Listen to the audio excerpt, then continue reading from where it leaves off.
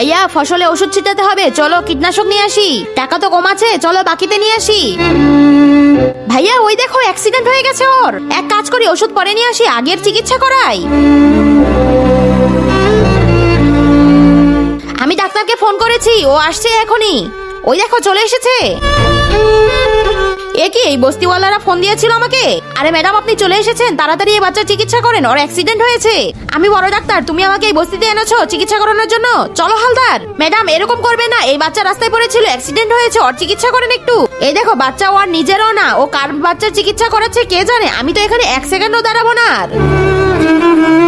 আরে চলো ওকে নিয়ে অন্য কোনো হাসপাতালে নিয়ে যাই। তার আগে তুমিও যদি চাও তোমার মা 100 বছর বেঁচে থাকুক, তাহলে ভিডিওটিতে একটি লাইক এবং চ্যানেলটি সাবস্ক্রাইব করে দাও। আর হ্যাঁ, লাইক সাবস্ক্রাইব তারাই করবে যারা মাকে মন থেকে ভালোবাসে। আরে এ তো আমার ছেলে। ও তো স্কুলে গিয়েছিল, তাড়াতাড়ি নিয়ে চলো, আমি ওকে চিকিৎসা করাই। আরে বস্তিওয়ালারা তোমরা আমাকে মাফ করে দাও, তোমরা অজানা একটা বাচ্চাকে বাঁচানোর জন্য এত কিছু করলে, আর আমি ডাক্তার হয়ে আমার কর্তব্য ভুলে গেছি।